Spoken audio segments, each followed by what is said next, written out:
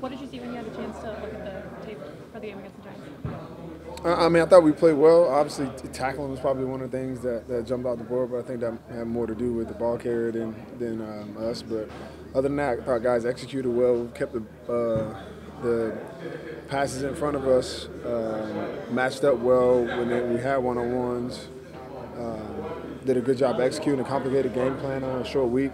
A lot of the young guys played well, which is positive. So, obviously this week is a whole different type of dynamic with the Panthers. So, getting ready to digest a different game plan. You mentioned those guys are X's on the board, but a lot of those guys are really young. Does that matter, or are those guys played? No, I mean at the end, not if you're trying to win a game. If we're worried about if the goal is to win, then it doesn't matter who we put out there. Whatever that job is, we expect that person to get it done. When you see the offense able to capitalize off the defensive turnover on the first drive, what does that do to this team in locking them into place? Oh, well, I think that's one of the things that obviously we've been trying to emphasize is the ability, especially early in games, to get scores. We play a part in that on defense. Our job is not only to keep points off the board, but it's also to give our offense the ball and give them extra opportunities. And when we do give them the ball, they want to put an emphasis on scoring, and they did that. When you look at Christian, when you have a weekend off, are you sitting there with your notebook watching Cam Newton and the Panthers, or are you not watching football? I'm watching football more from a fan standpoint. I enjoy. It's not often we get a chance to sit back and watch games. So you see what's going on around the league. Take a little bit of time off, watch some college ball, but obviously starting on Monday, you put your eyes on your opponent. Is it hard for him to change your game plan though because of everything he can do? Yeah, I think if you don't prepare for Cam Newton and his ability to run the ball as a ball carrier, then you'll most likely have a rough day playing against him. Is it extra tough not just because he's a? It's extra tough not just because he's a running quarterback, but he's really built like a linebacker when you're trying to tackle. Well, I mean, they have designed runs. They're running power, runs. He's more of a power running back than half the running backs they have. So, it's one of the things he's tough to get on the ground. But at the same time, you can't commit 1,000, guys to the run because he can pick it up and throw it. And they've got, more than capable guys to make plays on the back end. So that's what makes it a unique challenge to, match up with these guys. Malcolm, you guys are fifth in the league in Xfinity. A little guy, but his tackling. And how big was that tackle that he had against on I mean, it was big. They creased us and, got a good run. And our biggest thing is, teams are going to make plays. It's up to us on the back end. Just make sure we get them on the ground. Doesn't have to be pretty. Doesn't have to be a big hit. Just get them on the ground. I think we ended up they get up kicking a field goal right there, which is right, which is big. Now, is his size? I mean, he's not the biggest guy. I mean, is that? You don't have to be the biggest guy.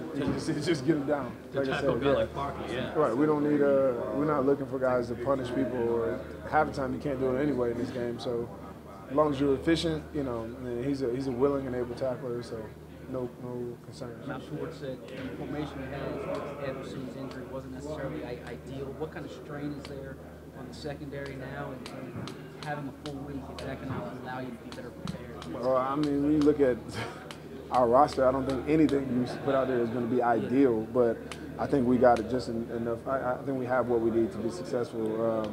That rotation, that matchup usually changes every week anyway based on who we have. We got full trust that, within a week's time we can put in a game plan that will be advantageous for us. And the guys that we put out there will be put in position to succeed. Malcolm, even with all the injuries you guys have been dealing with, you're still fifth in the league in points allowed. What would you attribute that to? Preparation and effort. I think guys play really, really hard with a demeanor that sometimes covers up some of the mistakes we make. And I think we were very, very, very prepared. We take our preparation very seriously, especially when it comes to situational football. You look at where where we're best is the red zone and third down. And those give you opportunities not only to be a good defense and keep points off of the board, but to help your team win. And so the next part I think we need to ratchet up just a little bit is our takeaways. That'll come, as we play better as a team. Malcolm, you've been in the league for a number of years, obviously. As Any injuries as you've seen in the secondary since you've been in the league? Or No, I mean, we were in a similar situation last year. Rodney and Corey Graham went down. A couple of guys here and there. I think there's always going to be a stretch where you're going to be thin. It's just part of the season. It's just about making sure that the guys who do come in, perform. And if any team's been built for it or been through this before, it's us. So no worries there. What makes Cam's unique talent that you faced in not only the way he's built and the skills that he has, but the way they use him? Yeah, I mean, I can't think of another quarterback, in the league where they're running quarterback powers with, So you really have to account for him as a true running back in their run game, which is why they're always at the top of the league in rushing. But then also to have the arm, to make every throw on the field, to be able to stretch the field and have the receivers to do it. So it's a unique challenge, and oftentimes that requires guys to. Not many teams are running zone read. It's more of a college, collegiate type of playbook, but so it's things that guys aren't used to doing. And so this week of preparation is going to be key for us because we won't have to prepare for these type of things for the rest of the year. Now, what Jalen said, last year when you guys made your run, you had a lot of fun, you let your personalities out. He said Thursday night he really sensed guys were, a little bit of celebration again, guys taking pictures. Did you get a sense there was more of that Thursday night? It's easy to have fun when you're winning. So the biggest thing is, continuing to have success and really, allow your personalities to show even when things aren't going your way. Make sure we're still having fun in practice and in preparation. So I think, hopefully we'll continue to see that. What makes your corner so good in the red zone? I apologize if you were asked this already. I think it's a bit of a demeanor and technique. We put a lot of emphasis as a defense in our red zone defense from a schematic standpoint. Everybody knowing where they need to be, how we're handling almost every scenario. But we don't help our corners at all in the red zone.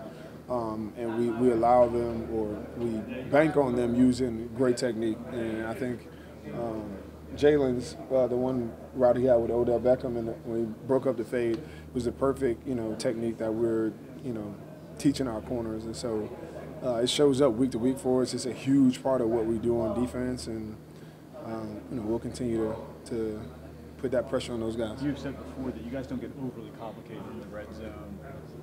Did that hold up for this past game? Because I know you got a complicated scheme going in.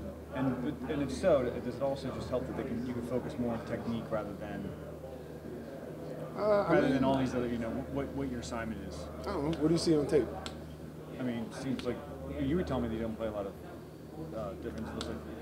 We play our defense. Yeah, right. I mean, it's teams will try to attack it in different ways. We'll learn new things about our defense, and we'll adjust accordingly, continue to focus on technique, see where it goes. Right now, it's doing pretty well. Malcolm, if they were legislated defense out of football, I mean, last night it was 43-40 in the Sunday night game. Can you guys play defense at this point? Like the numbers in the league, if you were to say a headline in football, it would be the offensive numbers. They're staggering. Yeah, you still got to play defense. I know, but they don't let you play it. It doesn't seem. Well, I mean, some things, you can't. There are no rules against not covering guys in the secondary. So you still got to cover and tackle. You can't do it too hard, but obviously, rules are set up to help scoring and encourage scoring and sell tickets and jerseys. But at the end of the day, you can still play defense in this league, and I think we're a good example of that. Does your role change? I mean, we talked the other night about you're the only guy in uniform over 24 the other night. Yep. Does your role change having so many young guys around? And they said 30 is the new 25. I agree. In the NFL. But I mean, I don't. Like I said, I think we do a good job of preparing guys. So, experience is obviously something that helps you as a player. But what we try to do, week in and week out, is prepare guys in practice and training camp and in the film room so that, we accelerate that learning curve as much as possible, and then we don't overcomplicate things and give them an opportunity to play fast and without, getting confused and things like that. So we got all the faith in the world. Are they an impressive group in there? I mean, they just seem like a kind of a mature group of young guys, smart group, kind of wise beyond your years type thing. I think we have a good culture, and so like the culture that we've created demands that you be competitive, that you detail your work every day, and that you be accountable to the guy next to you. And that doesn't change whether you're a rookie or you're a 12-year veteran. The standards that we've set are the standards, and I think that's been one of the reasons we've been able to plug in young players and see them perform and handle the situations, because we demand it from them on a day-to-day basis. It's demanded from me, just like it's demanded from them. What stands out in the classroom about their intelligence, picking things up? We take the time to detail small things. I mean, we don't only talk about big, grand scheme concepts. It's everything from, your alignment on every single play. What are you communicating? Where are your eyes at? And we're doing a lot player to player, even outside of, what we do during practice. So I think it's more of a testament to these young guys it caring about the game and it meaning something to them, and then putting in the time accordingly. Do those things specifically stand out when you're going into a game where you're not kind of playing your foundation coverages all game long? I mean, you had a special game plan for Odell, but it seems like you executed it well on a short week. Yeah, I think it was a little bit of a concern for coaches, and even some of the veteran guys. That you got a bunch of new guys in, and we have a game plan that's a little out of our character of what we normally do. That requires a lot of communication, and usually that's the biggest thing when you got new guys, especially at the safety position, is communication and problem solving kind of on the field is something you lack, but they did a great job, especially on a short week. They did a great job of digesting the game plan, spitting it out, had very, very few mistakes.